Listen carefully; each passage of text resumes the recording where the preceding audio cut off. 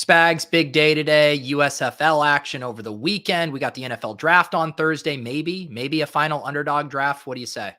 Yeah, we got the Rookies Sophomores. So we're going to try to squeeze one more of that over on Best Ball on Underdog Fantasy. Also got some NFL draft prop bets that maybe you might want to take if you could take them in your state. And also, as Pete mentioned, the USFL recap. Week 2 happened. Some absolutely awful games, some really fun ones. So we'll give you everything you need to know right after this intro.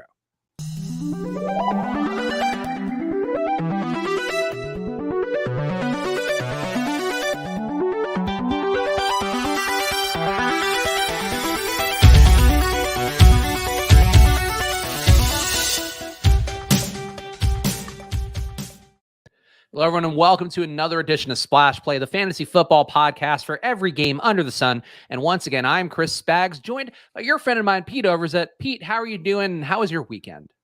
It was good. I had a productive weekend. I recorded a video yesterday, so I wasn't in full on relax mode, but always feels good to get ahead of some projects that I've been wanting to work on. And meanwhile, I am a special brand of delirious because of the baby hours where you basically end up, Pete, sometimes waking up at 5 a.m., then you can't get back to sleep until 8:30 a.m., then you sleep for half an hour, and then you have to begin your day as though that's a normal process for the brain. And as a result, Pete, going through meetings today, going through sending some emails, some documents, it's real hit or miss what's working and what isn't.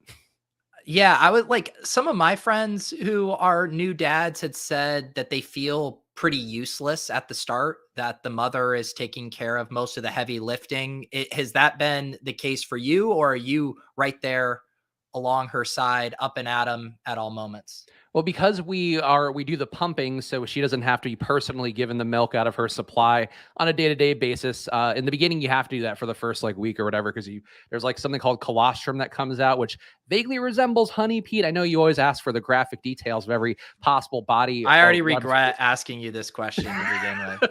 But generally what you want to do is you want to, as the guy, you want to help out a little bit because, especially even with me on not taking my paternity leave yet, punting it towards the summer, as we talked about on the show, the mental drain on the side of any parent doing all the labor is a near impossibility, unless they're one of those people who's super into it. And unfortunately, Pete, Alex loves the baby. Alex very much gives him little kisses, says adorable things. I don't think she's as about it as other moms are, where it's oh, this is everything I've ever wanted in life.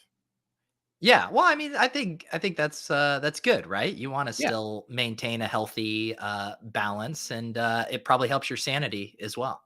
I mean, it's good for her. I think it's very inspirational. I personally wouldn't mind if she were yeah, I would love to give up everything that I enjoy to take care of this baby every minute of the day so I can play video games and watch more USFL, Pete. But unfortunately, we just got to deal with the hand we're dealt, as I always like to say on the show. Yeah, you have it down so bad. I'm surprised you haven't done it too. I mean, it's like Peter Jennings, his wife caught him complaining that because he has a wife and a kid, he's not able to have friends over to play ping pong as much as he would have liked. So I'm sure you would get a lot of sympathy if you put a tweet out of, yeah, this baby's really harshing my mellow with how much USFL I can watch. Meanwhile, all the fellows would get it. They'd be scared to like it out of fear of it appearing on their partner's timeline. But maybe, Pete, that's something that Elon can fix now that he's really buying Twitter out of spite. It seems like a spite coffee shop kind of purchase here by Elon. I guess so, yeah. All right, let's get into everything we got to get into here. We got a whole lot to get onto in the show. And of course, Willis pointing out that probably a tough intro to get to everybody, but we appreciate you guys riding for us. Of course, whether you're watching on Peach channel or the Splash Play channel, make sure you hit that like button and subscribe. Helps us out a bunch. And also, we're going to be doing content all off season long, having some fun, doing actual football related things, everything in between, as well as that we're going to be giving you every single time we put on a Splash Play show. So subscribe right now on Peach channel or on the Splash Play channel. And who knows, maybe even put a short form version of the prop betting segment on today's show on the channel after this one. And Pete, I also want to give a chance for you to plug, because Ship Chasing doing their draft special that they've done. I think you guys have done it the last few years. I know I was on it last year, but always a good time, always very sharp. I know the guests you guys bring on, certainly people that are designed, with the work they do, the research they put in to give an edge. They give people the plug for what's coming up on Ship Chasing. Yeah, I think you're right. I think we started doing it. Maybe it was the COVID year. So this will be our third year we've done it. And yeah, I can tease out some of the guests now. We're gonna be doing a little bit in conjunction with some of the RotoViz guys. So we're gonna have Sean Siegel on. We're gonna have Anthony Amico on, who's been crushing it over at Establish the Run with his mock drafts in the prop betting market. And then yeah, rotating guests, lots of RotoVizers, some of the guys from the ship chasing community. So yeah, it's going to be lots of fun. Spags will be swinging by for a bit. So yeah, that'll kick off Thursday night around 8 p.m. Eastern. And yeah, we're going to have some drinks and just shoot the shit for the entire draft, mixed in with what I hope will be some vaguely actionable info for you and your dynasty drafts, but mainly just for us to drink. And if nothing else, the hottest takes right off the presses that you're going to get in fantasy. Though I did see there are some competing shows out there this year, Pete, from people in the industry trying to put something together. And maybe you didn't see it, but I just think it's funny because, like, to me, I was like, I would never want to compete with what's on the big TV at that point because it's just hard to get that footing. For you guys, like, there's enough of a community there to justify it. But if you are like a mid-tier media enterprise trying to do this and compete with ESPN and people who have like loyal stream followings, uphill sledding, I would say, Pete.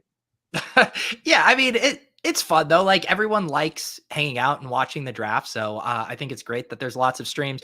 Will, as I can tell you right now, there is no Josh Norris because he's hosting his own stream on the Underdog channel. I actually think Pat, Gretch, and I might pop in over there for a little bit too. So it's going to be like a round robin open house evening. But no, Josh has to defend his greatest mock draft ever. I have been told he is going to be getting extremely drunk on Thursday night as well. So I would say pop around, support all of your favorite content creators streaming, and there will be no shortage of content for you to consume on Thursday. And if you want to watch the main event, I'm scheduled to be on about 9:30 p.m. Eastern. So that's where things really kick in. Of course, my draft analysis, the thing that I'm known the best for. But no, go check out the show. Honestly, I love the show that Pete does with both Gretch and with Corain over there and Ship Chasing. One of my favorite shows to watch when I have the bandwidth to do that. And I think I'll certainly be watching it, and given that I'll be on it that day. But also, it is a good time doing that show. And I think it is one of the more fun ones whenever they get a bunch of guests together. Good mix of both profitability and also fun content. And speaking of, make sure you go check out Football Outsiders as well. Lots of great articles going on. The USFL recap. If you perhaps played this weekend's slate or didn't pay the most attention, you can check out Brian Knoll's recap on there. That'll actually give you some interesting insights that I'm going to reference in our recap coming up in a little bit here. Go check it out. FootballOutsiders.com/subscribe is where you can get some of the pay packages. We're actually having meetings now determining some of the products we could put out this year, which is very exciting, but also, again, really trying to do a lot to get quality editorial out there around the NFL draft. Mike Tanier and Derek Class are going to be doing some previews on social media, not doing a live stream, just doing the videos and cutting them and putting them out on Twitter so you can just get a 1 to 2 minute take on stuff. That's what I thought was the best value add we're going to have coming up. But either way, go check it out at footballoutsiders.com. Pete, USFL week 2. Oh, how are you feeling about the league now? 2 weeks in, the ratings seem to have destabilized, I guess, not been as good as the initial imprint. Also, the crowds in the New Orleans game in particular, just pretty tough to see the lack of fans. Pandemic era football, it looked like. So what are your takes right now?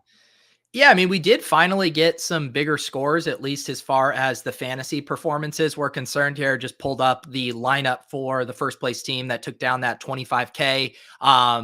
It was on Saturday where we got the Brian Scott to Alexander stack that just hit in a massive way, getting that 3K wide receiver at sub 3% there, putting up, a nice 60 points from a quarterback wide receiver stack. If you would have asked me at the beginning of the USFL season if I thought those kind of scores were possible with this league, I probably would have said no. So that was pretty cool to see, 8 receptions, 2 TDs. And yeah, some stuff that, the field was overconfident in. Our chalk is solidifying a little bit. TJ Logan had a nice game. Victor Bolden, who is popular, appears here in the winning lineup. And yet, on the other hand, we still know so little about these teams. I know Justin had a tweet up just talking about some of kind of the weird incongruencies with some of the data. The Maulers having the 3rd best pass rate in the league. The Stars are 2nd worst in plays per game. So I still don't think we have a full grip on how these teams are going to operate. But that also makes it kind of fun still for building lineups where there is an information advantage. And speaking of, let's dig into this a little bit more and go game by game with what looked like was going to be the marquee game on Sunday. New Orleans, Tampa Bay. People in the chat talking about the Breakers. Of course, the team that on this show betrayed us by not naming their mascot Splash, even though, in fact, they could have done that and been even better, one would assume. Dave the Wave instead is representing the team shamefully, I would say, Pete, on social media. I don't know if you saw, I think it's funny now that if I chirp the Breakers account, I'm getting likes just by like replying to the handle, because that's the kind of overlap we have with the USFL, despite their disrespect our way. Yeah, it's we're in a tumultuous relationship. I meant to actually let you know I did add a Dave the Wave emoji to the Deposit Kingdom server. So I expect anytime Spags makes a post in there for you guys to hit him with about 1 million Dave the Waves.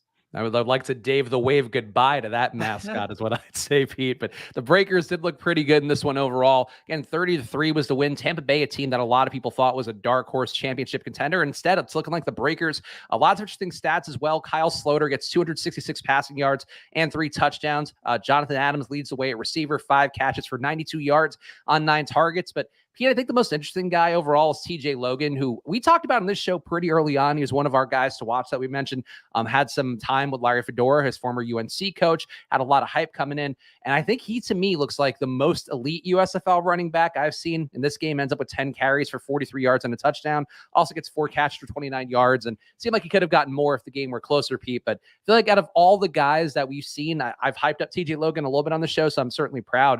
But he is legitimately looking spry, definitely by USFL standards at the very least.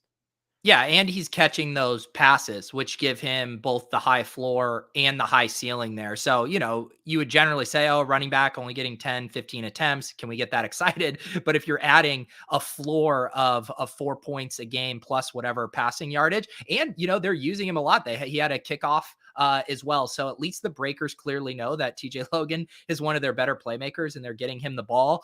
And I would assume, just because we have so little for sure things in the USFL right now, that his ownership is just going to rise and rise and rise, because he'll probably start to feel like a free square. Yeah, I think there's going to be a point salary-wise where if he's like 8K this week, I don't know that you can get there quite as easily, especially for running backs at this league where there are still enough outlier performances. And we've seen the wide receivers be productive enough that you're probably not wanting to put running backs in the flex quite as much as well. In this game also, Pete, we did see Jordan Ta'amu look legit bad, 8 for 18, 62 yards and a touchdown for him. Are you buying in on him now? Like, is it a good time to get back on the Ta'amu train? Because I feel like he's the one guy, like that first week, you can make the case that, oh, they were blowing out Pittsburgh or whatever. But like, he comes in with this pedigree, a lot of priors for us too, as people who like the XFL, how great he looked for St. Louis in that league. And I feel like it's not quite there. And I don't know why. It could be the Todd Haley part, the offense they're running. But I feel like I would be selling my Ta'amu stock right now and not expecting it to get like significantly better.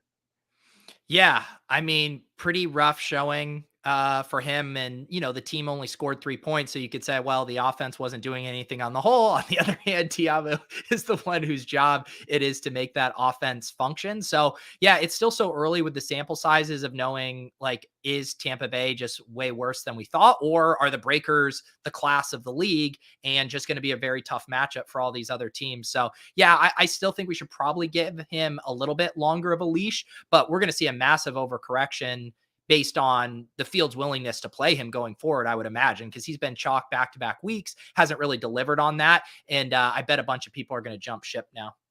Yeah, I mean, it's hard to ignore what Brian Scott's been doing in Philadelphia. Again, a guy that I felt had some potential, ended up paying it off, I think, more than I would have expected with 31 fantasy points this weekend and a pretty big day. Interesting. Oh, what's going on in the chat? I just had to show quick the Dave the Waves emojis are already out in full force in the Discord here, ready to troll you. Look, I appreciate that you made that pivot, Pete. It just, again, I feel like we should be united on this front. This would have been great promo for us to have the USFL historic undefeated team with a mascot named Splash. I mean, trust me, Spags, I still lose sleep over it every night. I feel hurt. I feel like we were betrayed. I feel like we were early thought leaders on the league and they should have rewarded us, but they didn't, Spags. And we have to pull ourselves up by the bootstraps. We need to push forward, and I'm ready to embrace Dave the douchebag the Wave. One last note on the Breakers, too, which I thought was an interesting quote from Brian Knowles over at Football Outsiders. But the average USFL team so far is scoring 19.3 points per game, getting 4.7 yards per play. The Breakers have held their opponents to 10 points and 3.5 yards. They're also dominating along the line of scrimmage. 10 sacks are actually double what anybody else has managed so far. And only the Panthers have allowed fewer than their 237 passing yards. So a lot of stuff that shows so far the Breakers look like the class of the league. We'll see if that holds up. We know, as Pete mentioned, some of the sample size stuff might not be there, but still looking like the Breakers are the class from what we've seen so far. And Pete, I know you didn't watch this game, and candidly, this is the one that I also missed and kind of followed along on DraftKings, saw it looking terrible, and was like, good. I feel justified in not using my Friday night to watch New Jersey, Michigan, 10-6. Shea Patterson, quote unquote, leads the way, 14 for 28 with 124 yards. Darius Victor, 11 carries for 40 yards and a touchdown, is the only okay fantasy game here. And this is the ugly side of spring football leagues, Pete. Even with the most seasoned coach and Jeff Fisher, or at least, the most highest achieving coach, I guess you could say, in the league. And it's just ugly. And it's the kind of football that if you tune into this, like, you're probably not watching a lot more. Yeah, these are the kind of games where I wish we did have all 4 of the games or whatever kicking off at the same time and then just giving us a USFL Red Zone channel, because then we could kind of mop up some of these really gross games, because I do think it hurts people's perception. Like, if this is the first game you tune into and on Fox and you see this is the product, are you really rushing to come back in? So yeah, I don't know. I don't mind, like, at the start that they wanted to stagger these and they want to have all this programming, but I do really think a red zone style product for this league would have worked so much better. Yeah, I get what they're going for. I think we've talked a little bit about the business, methodology or strategy that they're trying to create more inventory for both Fox, for NBC, for Peacock, for all those things they're in. But it's just, if the football's not good and you have to watch that game and look, I want to be a USFL diehard. I want to be there, but boy, I could not have felt better about the choice to not spend 3 hours watching New Jersey, Michigan on Friday night. And I think that's not the way you want people to feel about the league. Saturday's games, though, Pete, were pretty good. Pittsburgh, Philadelphia ended up being a 30-23 game. A guy we've hyped up a lot in this show, the Aaron Rodgers of Division III, Brian Scott, threw for 272 yards with 3 touchdowns, also had an INT. Monster day for Maurice Alexander, who we talked about on this show. And I feel like this is something, Pete, where, like, we legitimately gave good takes on Friday for our USFL ride or die picks, where, like, we talked about DeAndre Overton, thought he looked good, then also mentioned that Alexander was there at 3K flat as a pivot play. He ends up going for 8 catches for 87 yards, 2 touchdowns on 9 targets. And then Bradley Gaither on the other side for Pittsburgh sucked up a lot of production. No Jeff Thomas for the Maulers. I'm sure a lot of crestfallen Maulers fans out there, but he ends up with 7 catches for 117 yards on a touchdown. All these guys made the winning lineup, Pete. So bit of a shootout game here, but one that it shows, I think, that it can be a fun product. It's got to be fun like this every single game, pretty much. Yeah, I did see people getting fired up on Twitter. I think Cody Bade had an unironic tweet at one point that said, "I'm not kidding. You need to get to your computer to watch the end of this game." I did not heed his advice, but I appreciated his enthusiasm. I think the Stars are the most electric brand of football the USFL has right now, but certainly Pittsburgh, a team that looks so bad in week 1 against Tampa Bay, like, I guess they can be a little better. I did have Josh Love for the whole game. He had a kind of a middling 236-yard, 2 touchdown, 2 interception day, but still passable enough. So 2 teams that I think at least have shown the tournament upside you want to see for stacks. And again, the people won money this weekend on both these teams. So something to keep in mind there. Last game on the board to talk about, Pete, Stallions, Gamblers. Gamblers fans I see in the chat, we have a DJ Local hoping the Gamblers can bounce back. Unfortunately, they lose this one 33-28. Really mostly a Jamar Smith game again, ends up with 229 yards, 20 for 30 passing, 2 touchdowns and an interception. Overall is looking pretty good. Marlon Williams, Pete, actually, this was one play that was pretty crazy. Marlon Williams had a 64-yard touchdown play where he had the guy beat by about 10 yards. And Smith, like, uncorked it on him. Like, I know there's not a lot to love, in terms of the highlights where you're not seeing those big, exciting plays, but that was one, Pete, where, like, I am kind of in on the Stallions, and they're doing it in a way too where our own Justin Freeman, or not our own, but Run the Sims Justin Freeman was talking about them as being like this running team, and they're actually the most, like, exciting team besides Philadelphia, I think. Yeah, no, they have been pretty fun here airing it out. And yeah, it's still trying to get a grasp on some of these team tendencies. But if there's one thing we can count on, it's that Jeff Fisher is going to play a very unimaginative brand of football here. Cody made stats, 56.1% drop back for the Panthers, 100% drop back rate, down 4 with less than 4 minutes to go, and then 41.9% drop back rate, excluding the final 2 drives. So yes, we need to hold these few teams close, the Breakers, the Stallions, the teams that are willing to air it out. And that's how you can actually plan your USFL viewing schedule, because a couple of these teams you just have zero interest in watching. What is the schedule for week 3, actually? Because I've not looked that up yet, and I'd be curious to see, because I do think, like, Birmingham, Philadelphia's probably got some juice in terms of gameplay. The Breakers, anybody probably has some juice with how good they've been. Let's see. We got Saturday, Bandits at Gamblers. That's not the greatest game based on what we've seen of the Bandits so far. Stallions at Breakers, though, 8 p.m. on Fox proper. That actually might be a game that gets people going. Ricky, welcome to tuning in. We've done many shows, some shows where we just run down the names, just trying to educate our audience. The Gamblers, it is disappointing. The best name. Sorry, what did you say though? So Saturday night next week, week 3, Stallions at Breakers, I think could actually be a pretty fun game based on Jamar Smith looking like maybe the most unsolvable player in the league so far. And the Breakers, as we talked about, just defensively been looking better than everybody else by a pretty wide margin. Yeah, some people are calling this an early Super Bowl preview. What are they even called the game? Like the USFL title? Yeah, I know it's in Canton. The semifinals and the finals are in Canton. Yeah, they need to come up with a cool name. They definitely do. And then Sunday's games, for what it's worth, like we'll talk about this on Friday's show, but the Maulers at the Panthers, 2:30 on USA Network. Generals at Philadelphia Stars, 8 p.m. on Peacock. So I think the networks, it seems like, Pete, the networks kind of tell you the tale of how they're viewing these games, where it's like, oh, Fox gets a Saturday night doubleheader, and then Sunday it's like USA Network and Peacock, here, have a game, enjoy yourself. Yeah. I still think it's too much. I think that we don't need all these individually aired games. Yeah, it's an interesting league. Again, we'll keep talking about it, but we're going to dig more into the league that we have close to heart here. And Connor saying Stallions versus Breakers, a great name matchup, given how horses are trained. That's where we come for, Pete. We come for the equestrian jokes here. That's the market we haven't tapped in fantasy football is the horse, really horse girl one in particular. Yeah, we're down bad if our joy is coming from mascot names and not the quality of football itself. Yeah, that's look, actually, it's funny. There was a meeting the other day where we were talking about Football Outsiders, and they were like, what's this our CEO is like, whatever, it's not that big of a deal, because it's mostly self-effacing. Was like, what's this headline here? USFL mascots? I was like, Ken, it's actually a very good bit. We really dug it deep. There was a whole thing. There was a payoff to it. Yeah, just trust the process. Just trust the process. Sometimes you end up with a not super football-y headline, but that's when you're having the most fun of footballs, when you're getting into rivalries with mascots and Pete sells you out and gives an emoji on his channel. You know what? I can be bought, and let's just say Dave the Wave met my demands.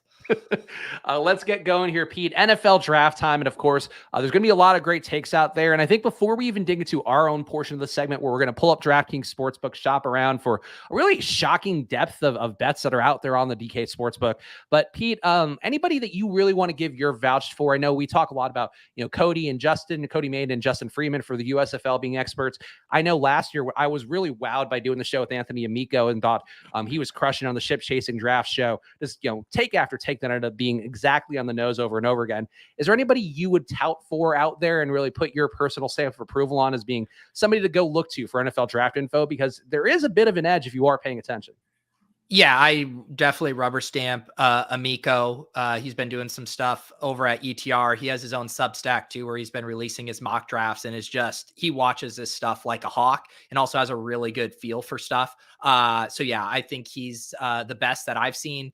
Today in the Fantasy Life newsletter, Elliot Christ, who's the new CEO of Fantasy Life, he wrote up 3 NFL bets he likes and included a spreadsheet to some stuff he's been tracking, and I know he's really plugged in and on top of that as well. So yeah, those are 2 guys I've been tailing so far. Yep. So there you go. So check those guys out. And of course, that's what we're trying to do here, is always give you guys the best information possible. Nick asked, will be recovered enough to do Splash Play on Friday for first round recap? I don't know how crazy you'll be getting on that show, Pete. I guess maybe hopping from stream to stream. It'll be like hopping from bar to bar for you, but we're going to be ready. And I'm expecting you to bring your A game to dig in for every fantasy ramification possible. At my age, if I am not ready to go by 2:30 p.m. Eastern, I have made an awful decision in whatever I did on Thursday night. So yes, Nick, I'm going to try to toe the line of imbibing and having fun, but still being able to roll up bright-eyed and bushy-tailed for splash play at 2:30 Eastern. You're gonna be hitting the VR bar scene, huh? With everybody after the show. Go put on your finest cat avatar and go have a time. That's right. Yeah, exactly. The metaverse here is coming so soon. We're so early, guys. I did see you on the Moonbirds chat today, which I was like, why? There's 4,000 people on this Twitter Spaces. I don't know what's going on, but I'm sure it's great. Well, when a bunch of your net worth is now tied up into a pixelated owl, you got to log in and see what Kevin Rose is saying about it. Fair enough. I mean, look, I've a lot of great minds I saw on that Twitter Spaces. So speaking of, let's get into this NFL draft part and hit the like button if you can, guys. We appreciate it a bunch. The NFL draft coming up on Thursday, and there's a lot of interesting props, Pete. And I don't know where we should go with this one because I thought there's some interesting movements here. Trayvon Walker being the number one pick has been something that's been bandied about in media a lot over the last week. Now he's been steamed up to the point where he's minus money. And I guess that feels like the place to spot. Number one pick, always going to have an interesting, perspective on the draft and how just really like this spot seemed like it was going to be Aiden Hutchinson for weeks, and the Jags being the Jags, now it's Trayvon Walker. Is that worth betting, or would you avoid this one? Yeah, I don't love betting it now. I mean, it was plus 190 just a couple days ago, and then Peter King's mock draft came out, which really connected these dots with Walker, and now he's all the way to minus 160. So I do think I don't know. I just have a hard time with these. With stuff I don't think is a stone cold lock. But I know Elliot wrote that bet up for the Fantasy Life newsletter. A lot of sharp people think it's a virtual lock right now, but I guess just my personal betting style, a minus 160 off the rip doesn't really get the juices flowing for me. Yeah, that's basically where I would land with it too. Where like if you had gotten him at that plus money and you really trusted, I know Chris Spielman, former GM, had written it up for 33rd team and talked about like why that was what he was hearing. As Pete mentioned, Peter King also had in his column, and then there's now enough out there. But like the reason you take that bet is when it's like plus 320 and you're seeing people who are credible reporting it. I feel like at minus 160, like that just doesn't do a lot for me. Yeah, and then there's lots of tweets floating around like this. This is Matt Miller saying it's draft week, which means it's a lying week, which is just a good reminder too. We have to take for granted a lot of things that are said. Obviously, when you have the 101 pick, you don't have to worry about it. Or you could be creating smoke screens if you're willing to move back and get a guy. Maybe you could get a hefty purse to get a team to FOMO into trading up. But he mentions here Akeem Aquino. I don't know if I got that right, but he said the Jags are really into him, and there's some buzz that he's in play at number one overall. So I don't know. As much as it does seem like Walker's going to be the pick, I think I'd rather just like do a little plus 750, rumor chasing with that. Well, at least too, you're also going against type a little bit where you're getting an offensive lineman. Maybe that's what they would think then that they would want to have to obviously back out the investment in Trevor Lawrence. Like, I don't know. I just feel like that's one of those bets where I'm with you as well, that I would rather take, somebody like an Okonwu at just a little more plus money than, and hope that they're just thinking differently, or they, trying to smoke screen people out. I see you got Stingley at pick 3 from Snapback Sports, of course, doing a great job over on Snapchat as well. Pete, don't say nice things about Jack. It's fine. I see them pop up all the time on my LinkedIn, and I'm like, wow, these guys are really doing something in this crazy content world. Jack, did you Stingley at plus 600? Is this like a Jack Sources special? Can you leak it here? Your sources have been hit and miss, so I need to find out. So Stingley right now, according to the DraftKings Sportsbook for the number 3 pick, is at plus 600. It does seem like Okonwu at plus 300 is one that I've also heard. I know our Mike Tanier over at Football Outsiders really thinks he's one of the names that's probably going to soar up the board the most. I feel like all these bets, Pete, like this is where I'd be willing to play a little bit more with lots of plus money bets. Nobody is an obvious favorite. It's certainly some room to go around just because of the needs that the Texans are going to have. Like you could make the case that they could take any of these guys and it would be a logical improvement on what they have right now. Yeah, no, I'm with you on that one. If I lived in a state where I could bet this legally, I guess I would begrudgingly tail Jack on this one because it's a win-win, right? I either get plus 600 right, or I get to make fun of Jack for giving me a bad pick. And so it's basically an emotional and literal free roll for me. So one interesting pick that I would have here, the number 2 overall pick, and I know there's been some Lions fans excited at the idea of Aiden Hutchinson falling to them. I think still, the Malik Willis there plus 1,200 seems like he's firmly in the mix. Kayvon Thibodeau, excuse me, also pretty decently reviewed overall, and he seems like a guy that could be the pivot if, like kind of a similar player to Aiden Hutchinson, but had a lot more pedigree coming into this year, and Hutchinson kind of rose up the board. Do you see the Lions doing anything unique here, Pete, at all that you would actually want to put some money on? For the Lions, I don't think so. I don't think they're going to get too crazy there. I think Hutchinson is the pick there. I don't know. I think they're going to be pretty excited about Hutchinson falling. So this is probably not the spot where I would mess around. I think there's some of these teams like in pick 6 through 10, especially where some of these wide receivers are in play. I think that's where it can start to get really interesting with some of the plus money. So the wide receivers, and let's talk about this because it's interesting, and I think this might just be the sorting on DraftKings because of the numbers, but the number 10 draft pick has odds on it. Jameson Williams is plus 300. He's the top odds getter here for the number 10 overall pick, and that's one that I feel like has a lot of variability. We've seen the Jets shopping these picks around. I said on Friday's show that it wouldn't be crazy to me if the Jets traded for Deebo Samuel using this draft capital. They tried to get guys like DK Metcalf, guys like Tyreek Hill in the door. But I feel like Jameson Williams, Pete, like I don't know that I have the trust that it's going to be the Jets picking in this spot, but also that they would go receiver if that were the case. I feel like there's a lot of value going away from the receivers here, but what would you do with the number 10 overall pick? Yeah, I mean, it does seem like we have lots to infer that the Jets really want a wide receiver, right? I mean, they were trying to make trade packages for Tyreek Hill, for DK Metcalf. They now sit in a pretty juicy spot of the draft where I think it is justifiable to pull the picks on one of these guys. And then on top of that, I mean, Jameson Williams has been getting so much steam. Here's this Jordan Schultz tweet from the other day. Multiple NFL teams I've spoken with view wide receiver Jameson Williams as a bona fide star, perennial Pro Bowler, and franchise cornerstone. And the one thing that was kind of holding back his draft stock initially was recovering from this ACL. He says that's immaterial. He's a good 13 weeks out of surgery and ahead of schedule with his rehab. JMO, I believe is the nickname I guess we're rolling with, will be a huge factor as a rookie. And I know a lot of draft nicks feel similarly. Like if you remove the ACL rehab concerns, that they think he is the best wide receiver in this class. So that would be interesting. And I do think stylistically he fits well with kind of the Elijah Moore, Corey Davis, wide receiver cohort that they have.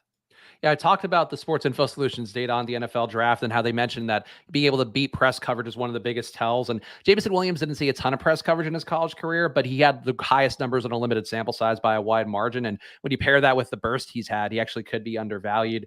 But I also think too, again, you don't know who these teams are going to fall in love with. I think even if you don't want to take what I'm saying, that the Seahawks, or maybe the Seahawks end up with it, or somebody besides the Jets ends up picking in this 10 spot. Like, I think just taking, even a Drake London, like you just don't know who can be there and who's going to have the interest level in this pick. And I just feel like Jameson Williams, like, I think these guys should all be plus 300 or plus 350, Pete. Like, I don't think there should be an outlier between Williams, Wilson, and Drake London. Yeah, I think that's a good take. Like, clearly the market is honing in on a wide receiver for the Jets here. So if we don't have confidence and we know, smoke screens could be in play here. I mean, I also think Drake London, to me, I worry that Garrett Wilson might have like a little too much stylistic overlap with Elijah Moore. Maybe the film watchers could push back against that. Whereas I think Drake London, a big bodied outside wide receiver, allow Elijah Moore to play kind of exclusively in the slot. Like that seems to really make sense to me as well. Any other bets, Pete, in terms of the draft numbers here? We got Willis in the chat saying he needs Drake London over pick 10.5. I think that's a decent possibility. I feel like Drake London's one guy wouldn't shock me to see go a little bit higher than expected just because of what we've seen with these alpha receivers. And Drake London seems like he grades out in as the best possession guy based on a lot of the boards I've been seeing. But Nick Bird saying, I don't know what the number is on Charles Cross, the Panthers at 6. There's a lot of smoke there. Let's see, number 6, Pete. I'm curious, Kenny Pickett plus 175. I would take the cross bet here that Nick is suggesting over Pickett. I don't think anybody loves Pickett, and I don't think he's given him a lot to love just based on the small hand thing alone. People are really mean about his little baby hands. Yeah, let me see. I was going to see if I could find the market here for. Doesn't look like they have one for cross. Yeah, the only team specific ones that they're doing right now is Kenny Pickett and Malik Willis. But Yeah, I trust Nick. Nick is our Panthers boots on the ground hawk there, and he's very plugged in. So if you can find Nick's alpha here, go for it. Yeah, Charles Cross, offensive tackle. I guess maybe you're seeing if you can get anything else out of Sam Darnold before you give up entirely. I just honestly, it would be hard for me to take any Kenny Pickett bet that has him going. Like I feel like Pete, and this is not actually there might even be a bet on it. Like out of the fallers potentially, I feel like Pickett falling like pretty deep in the draft would be one bet that I'd be willing to take. And I don't maybe draft position bets might be out there. Yeah, and I mean that's the other. There's been some pretty brutal quotes leaking about Kenny Pickett recently. Basically evaluators saying he's fine, but he's already reached his ceiling. Like just essentially saying he has zero upside. So yeah, I'm with you. If you could hit like if there was a way to bet, say Willis and Ritter to be the first two QBs off the board at pretty nice plus money, I think would be a fun bet. And yeah, I mean, these quarterbacks are going to be so interesting to monitor. I mean, Nick earlier was saying the Lions must take Malik Willis. Like, I agree with that take. Like, take a stab on the best quarterback in this class, but I don't think they're going to do it at that pick. But I'm with you. I think you should be using a top 10 pick on Malik Willis if you have a chance to take a stab at an elite quarterback. Yeah, Kenny Pickett right now over 12.5 is minus 145. Under 12.5 is plus 115. So definitely a little bit of a shading to go higher than the 12th pick. I guess the 13th pick really is where he'd be going there. And then Willis, they have at 10. 10.5 is his line, minus 130, over 10.5, under 10.5 is plus 100. I think Willis at plus 100 under 10.5, I think is not a bad bet. Yeah, I don't mind that one. I'm laughing at Tube Socks here, referencing Kenny Pickett's small hands. When are we going to see some dude use prosthetic fingers to trick the hand measurements, making him extra millions? Now, this is some true galaxy brain thinking here. Or you could do like the old Nautilus rack thing, like where they stretch the guy out and you put your hands on there and just your fingers get slightly disjointed, but not so much so that it would hurt your hand. Granted, like this is very difficult medical science to get going the way you need to. But Pete, maybe we can corner the market on making QBs have less infantile hands. Yeah, I think this is a new bit for these guys. I mean, you can train for the 40-yard dash, you can train for your bench press, but you can't change your fingers. But could you with prosthetics? Enter Spags and I new business. If you are an NFL prospect with small hands, you can get our new prosthetic fingers, $9.99, 3 separate payments. Batteries not included. I bet too, like, and this is I'm talking even more out of my ass than usual. I bet there's a correlation between how much people are playing video games and the size of their hands, because like more time with your hands constricted, they're not getting the full wiggle room to kind of stretch out and get where they need to be. So maybe Kenny Pickett is just, ahead of the game in a way that we don't even realize. Yeah, I think so. Where are you at on some of these position totals for the first round? Because one really interesting one is this wide receiver market has moved. It was at 5.5 and the juice was, indicating the over. And now they just even took that down and changed it to 6.5. I'm now starting to wonder if 7 is getting a little too rich as far as how many of these wide receivers are going to actually go in the first round. I think that's one of those bets that's being steamed up because of all the contracts going out around, right now, where obviously teams are starting to value the position a little bit differently. But I don't think that means they're going to reach for guys. I think it just means that they're going to be more willing to pay for guys that kind of establish themselves. And it's still, you got to take guys like we do in our best ball drafts. So it's like a pair of NFL GMs, even though obviously pretty close. Like the ADP is where the ADP is. Like you don't want to reach for guys just because like they could be important and you have to pay them more in just a few years. So I think if anything under 6.5, like I agree, like that's probably a really good bet. And if you did get the over 5.5, like I wouldn't be mad at that either. Yeah, I mean the 5.5. I think 6 is the good number. So if you got the 5.5, I think that's good. But at the 6.5, I do not like the 7 a lot. I'm taking the under on 6.5, and it's actually a really good middling opportunity if you did get the 5.5, because 6 probably is the most likely number.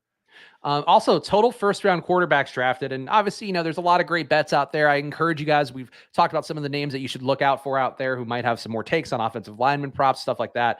But QBs drafted, Pete, over 2.5. I don't see how that's minus 250. Like, I think there's a decent shot we only get 2. And it wouldn't completely shock me if we only end up with 1 quarterback drafted and then the other 2 go off the board, top of round 2. I would take the under 2.5 at plus 190 of total first round QBs drafted.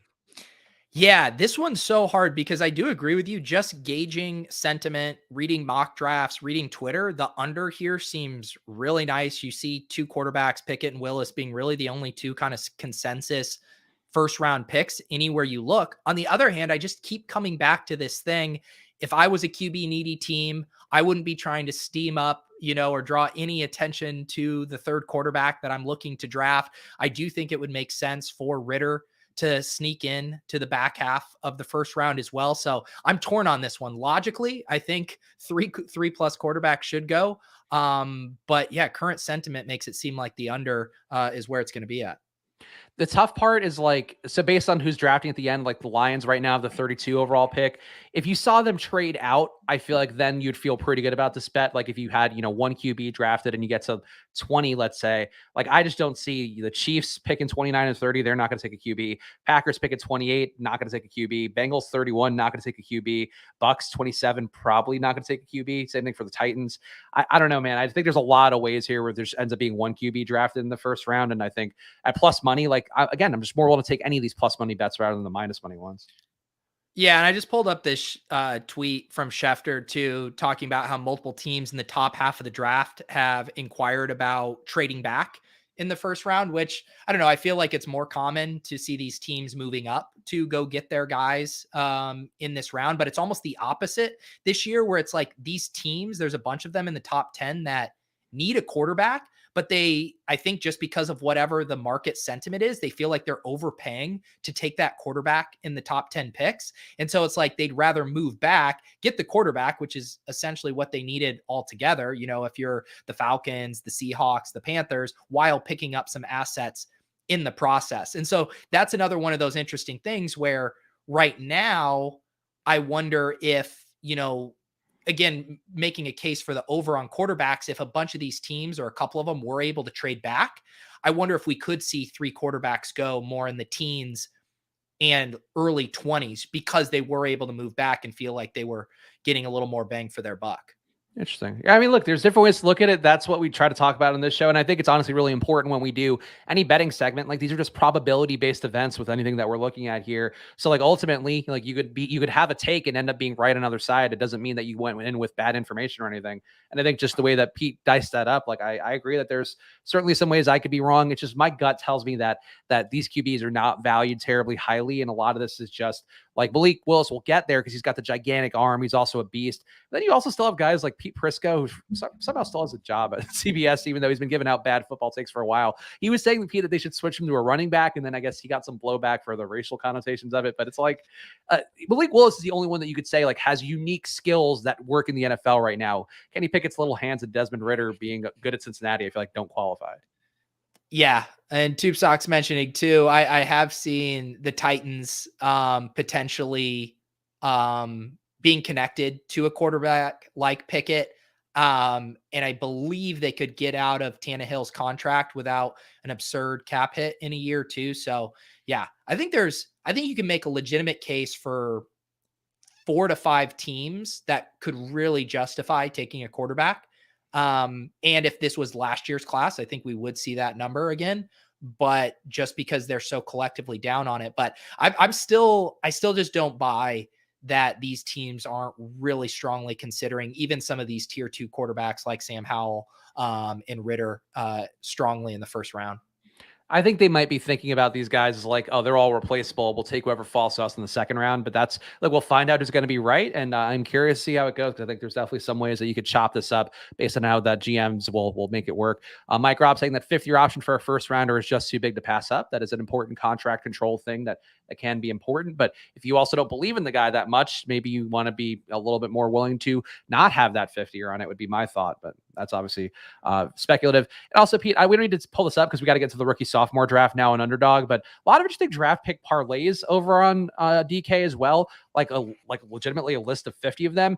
I would say in general, any of them plus over plus 1,000 or more, I wouldn't take. But I just want to point that out, Pete, because I do feel like the parlays, if you're following guys like Amico, following guys like Cody, we talked about an ETR, and just the people who are sharp. Crane's been doing a lot of great interviews out there as well. There's probably some value on some of these. I just think they're the plus 2,000 ones are going to be mostly bullshit. Yeah, these are pretty fun to go through here. Yeah, some of these, like Malik Willis, first QB selected, and Garrett Wilson, first wide receiver selected. I feel like I need way more plus money than that to pull the trigger on that at plus 225. Those odds don't seem long enough for me. I don't like these. First running back drafted, Kenneth Walker. So little of a chance of that happening. Top 10 pick, Garrett Wilson. Um, yeah, at which case shouldn't you just bet Garrett Wilson to the Jets? Like he's probably not going to go before that. So yeah, some of these seem very, very unlikely. Kenny Pickett to be selected by the Panthers. Everyone says they'll be shocked if the Panthers take Kenny Pickett. I'm just trying to see if I can find one of these that I vaguely like here. Trayvon Yeah, Walker to be a top 3 pick and Jordan Davis to be a top 10 pick. Like, I don't mind that one because you got half the parlays conditions probably already met. And then you're getting plus money on the other half of that. So like, but again, it's still like that they do squeeze every little bit of value out of these parlays too. So that's why I think you got to be extra cautious when you do any sort of book given parlays. yeah. Where are you at right now on Brees Hall sneaking into the first round? Obviously, for fantasy, that would be fun. Do you think there's any chance that actually happens? I don't think it's insane that somebody would take him like, maybe the Chiefs trade one of their picks and you take him at 29 or 30. Like, I think that's something that could happen. Like, I don't mind actually one of the plus 1,000 bets that I wouldn't mind on the parlays is like 1+ running backs and 1+ tight ends. Cause I do think there's some ways that you get a Trey McBride or even an Isaiah Likely, probably not so much him, but Trey McBride could sneak into the first. So could Brees Hall. But overall, like, I think it's hard to say anybody but Brees Hall wouldn't be the top back. Like, I feel like there's been nothing saying that anybody likes Kenneth Walker more, even though I do think they grade out comparably. Like, people love Brees Hall. I wish there was a market for third running back selected because that's where it's the most wide open and I think would be the most fun to sprinkle in some really big long shots. Just because there's no consensus on the best third running back right now, but it looks like they're tapping it out at 2 here, at least on this view. Yep. So, anything else draft wise you want to hit on, or should we just get into this rookie sophomore draft? I just wanted to pull this one. Oh. Bullock, I missed this one. I'm behind on stealing bananas. He says Sean thinks Brees Hall might sneak in to not only the first round, but the top 15. Man, to me, that sounds crazy. But if there's one thing I've learned in life, it is not to fade Sean and his hunches. He essentially called the Sony Michel trade last offseason right before it happened. So yeah. And at the end of the day, these teams, these organizations, as much as the league has changed, they still fucking love their running back. So that would not surprise me. The only one I could see doing that is the Texans. I feel like they have 2 picks in that top 15. They're dumb enough to do it. Like, that feels like that could be one of those moves that makes no sense, especially still have David Johnson under contract, but it just feels like a Texans move. Yeah. Yeah. All right. Let's do a rookie sophomore draft. And if you want to play with us over on Underdog, use the promo code SPLASH where they'll double your deposit up to $100 on Underdog. So a great way to get in there. Again, the rookie sophomore draft has been, I think, pretty close to full now. So we got to get in while we can. And it does close on Thursday when the draft hits. So make sure you're getting in there. 9,400 people you can see out of 1,100. And I'm sure these are going to be coming in hot and heavy these last few days with about as much information out there as possible, Pete. But any final, I guess, advice for people out there if they are jamming some lineups in here down the home stretch?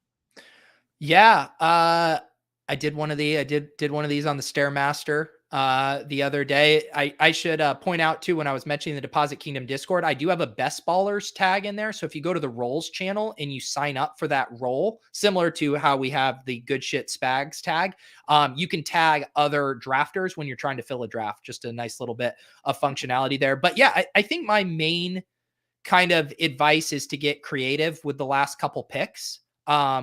And this is similar to other best ball drafts where 90% of these players are going to be drafted in every single league, but there's a bunch of them that could have ownership that is incredibly low, like sub 10%.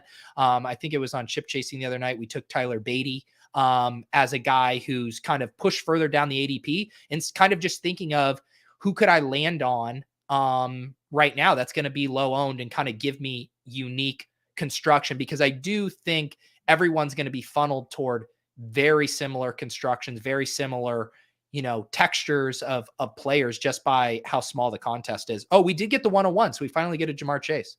Yeah, I was going to say we have to take Jamar Chase here. We have not had him in any of the rookie sophomore drafts we had. But Nick in the chat saying at some point he got a Chase Javonte Lance team. What room was that? And that's the part about best ball. It sometimes feels like a kick in the nuts. Yeah, I remember Nick shared that one in the Discord, and everyone thought he was lying. He was not. He got one of those teams. So yeah, it feels good when you grind these out and you're able to land on an insane combination like that. Yeah, I think that's one that certainly is going to put you in good position. But even that, Pete, I feel like it's still like there's no sure thing that you would like win at all. Like all it takes is one injury to one of those guys, and then that pick could still be a sunk cost. Yeah.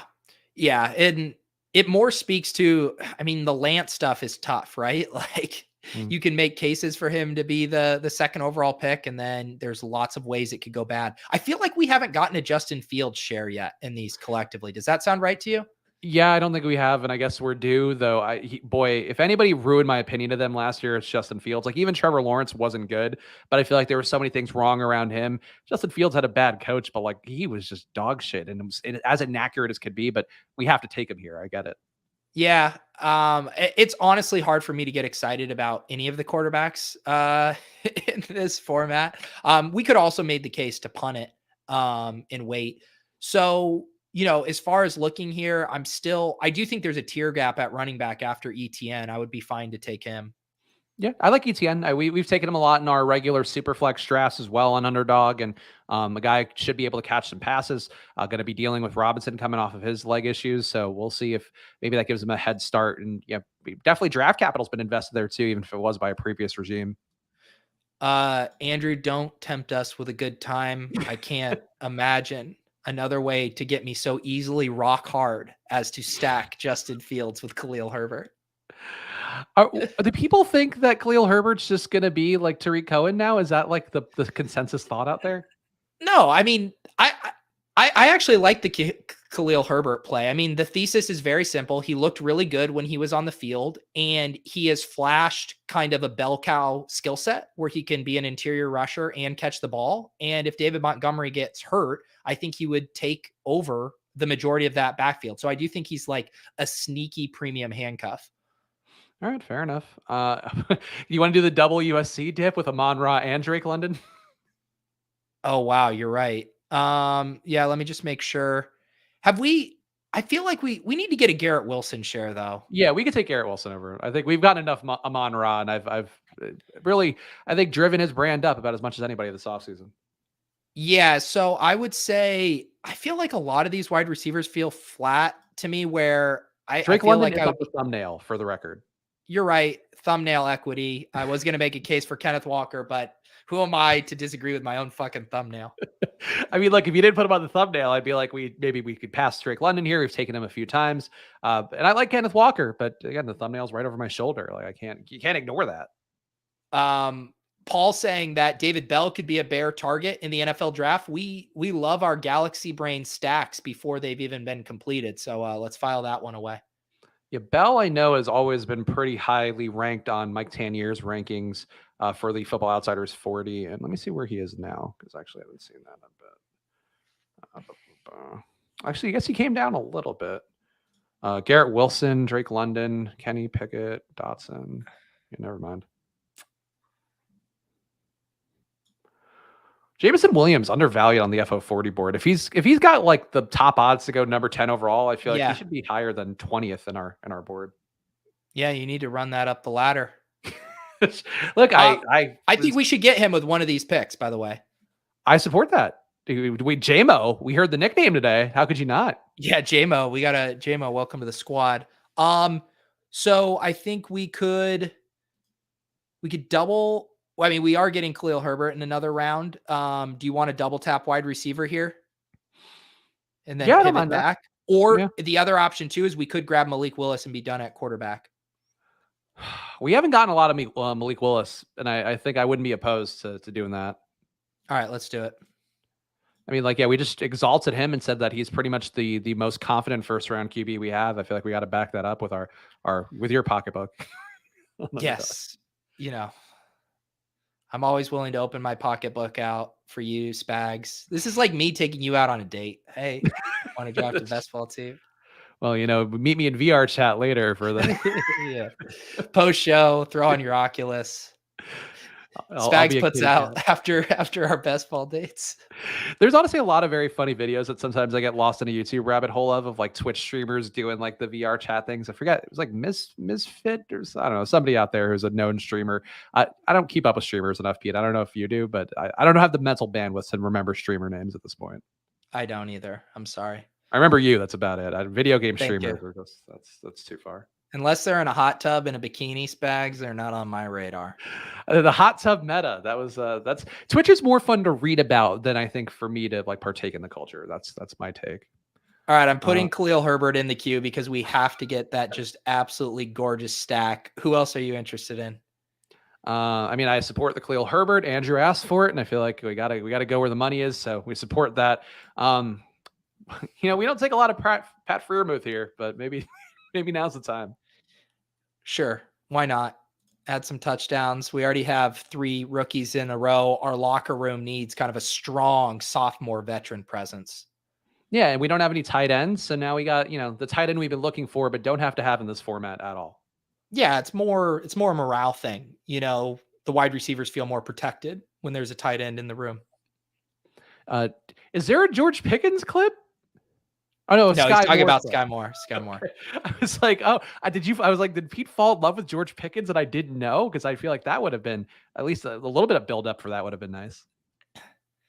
Bullock, I mean, we are going to do our big board show concept draft / brainstorm at some point.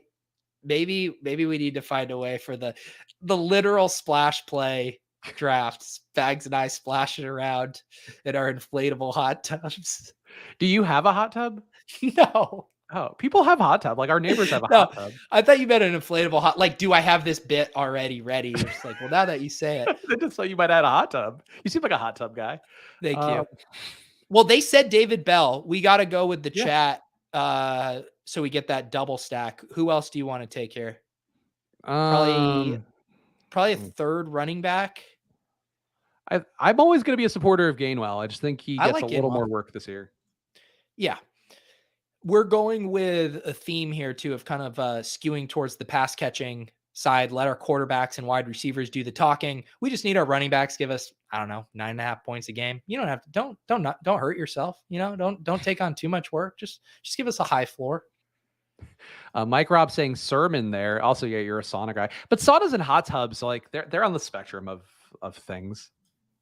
Bullock, I'll call your bluff on that. You can unsub. Bullock, did you see earlier he declared that he was a former esports player of some sort? I missed that. Yeah, I wanted to dig in more, but we were doing great content, so I couldn't deviate. Should we give Mike Rob what he wants? I'm down for a little Sermon last pick. I mean, have you seen what's going on with this Rachaad White stuff? I mean, a lot of people thought he was like the 3rd best running back coming into kind of like the draft process, and now there's people who think I'm going to just grab Sermon. Yeah, I think he might not even get drafted, might be sneak into the 6th or 7th round. Like the Rachaad White stock has plummeted. Yeah, the opposite Tyler Beatty, who we were early on, and thankfully now it's going to pay some big dividends for us, I'm sure. I forgot that this is to label this. This was a rookie and sophomore Stairmaster draft I did on Saturday. I hope your Stairmaster drafts end up being like the big winners. Like it's just, you got to be alone with it, working out your quads, really blasting them hard, and then you get your best results. Thank you. There we go. Splash play Galbraith, Chicago.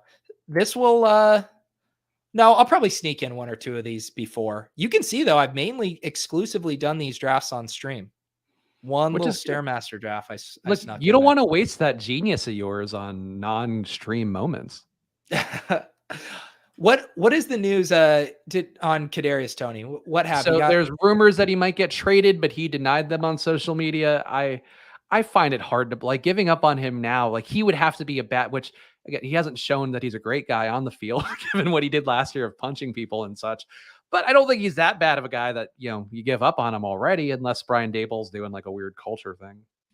Yeah. I mean, this is when you draft Kadarius Toney, at least none of us can claim we didn't know what we were getting into. Like every time you draft Kadarius Toney, you're like, this guy seems like he could truly be a psycho, but I don't know if he keeps his head on straight, he could be a top 10 wide receiver. Like, I think that's a fair logic to say that, yeah, it's risky, but the reward's pretty nice if he pulls it together. But man, none of us can act surprised if he's just like not playing by week 3. Well, it's kind of like that Mike Tyson clip. I don't know if you saw that this week of him being harassed by the guy on the plane, and then he ends up like punching the guy because the guy's just being a shithead looking for clout on social media. But it's like there's been so many great receivers who have like that hint of insanity. Like Steve Smith has been a bit of a nut job at times. Anquan Bolden, I feel like he ended up being like this amazing citizen down the end of it. But I remember when he was a rookie, like he had some stuff around him too, or a younger player. Like there's been enough guys out there that are a bit of a head case, and that Odell's maybe. He's not tough in that way. I think Kadarius Toney might be, but I feel like I don't hate that in a receiver, Pete. Like a little bit of insanity with a penchant for violence. I feel like it only gives them a shot at reaching that upside more so. Nothing like the combination of a little bit of insanity and a penchant for violence. Clearly a recipe for fantasy success. I mean, Pete, if you think that's not enough to justify us getting a fantasy stream on the NFL.com app, that was beautiful broadcasting by me right there. A penchant for violence? That's some Joe Buck prose that would be on Fox. Yeah. Have you been writing some nonfiction in all your free time now as a dad? I just keep a penchant for violence in my back pocket. I just feel like it's a fun throwaway phrase to have ready at all This times. comment from Steven in context of this conversation feel like he wants to come and fight you. Where do you live in Philly, Spags? I think, well, Mike was accusing me, I think, Mike Robb was accusing me of being a Philly homer now because I've been like touting Gainwell. To be clear, I have no affinity. I guess the stars, I guess things are aligning perhaps that maybe Steven just wants to come and go shoot the shit about the local Philly teams, Pete, because that's what I am here, just a regular Philly native. We need a meet me in Temecula equivalent for Philadelphia or Pennsylvania. And also Mike Robb saying Antonio Brown went for 1,000 yards in year 2. He seems the closest to Tony. Antonio Brown, also a known stable person as well. So I think a lot of things are lining up here for Kadarius Toney. Spags, is this your burner? This individual says that works. I never get to see this live. Won't today either, but just want to say this is my favorite show on YouTube. Great work, guys. Spags, those paid actors, paid commenters you got in the chat are paying off. I was going to say, you could see my hands have been down the entire show, so I couldn't possibly be typing. So now, in fact, Tommy G, I feel like I recognize the name. Like, yeah, look, I've been hearing from more people that enjoy the show, Pete. I think us just refusing to take time off, I think it's our big mover for fantasy football because people just aren't done talking about football and they just want to hang out with the boys, do some best ball drafts, maybe talking about getting jerked off for $1 million, whatever the case may be on a given episode. And with that note, I think it's about time to wrap it up. On that note, we'll be back on Friday at 2:30 Eastern on this show with our round 1 recap along with USFL picks for the weekend. And then Pete, give the people the plug one more time for the ship chasing NFL draft special. Yep, we'll be kicking that off on Thursday night. So usual ship chasing Wednesday 9:15 slots getting flexed to Thursday. Gonna have a lot of guests. Pat, myself, Gretch, Sean, and Amixta gonna hold it down for the entire draft show, and then having some rotating guests, including Chris Spags, including some RotoViz guys, some ETR guys. Going to be a very fun time. That's over on the Ship Chasing YouTube channel, a different channel than this one. You can search for that on YouTube, get subscribed, and we'll see you there on Thursday. All right, so go check that out. Make sure to follow at Peter Overzet, follow at Chris Spags, and follow at Splash Play Pod. We're putting out some clips on social. We're also, of course, putting out the episode info whenever that comes out. So make sure you are there. And, of course, subscribe to the Peach channel, subscribe to the Splash Play channel. And if you get time, give us 5 stars and a review on Apple Podcasts. That would help us out a little bit. We got to start to push on there a little bit more once more. So please do that. And we'll catch you guys on the Ship Chasing stream on Thursday. So enjoy your weeks. Bye.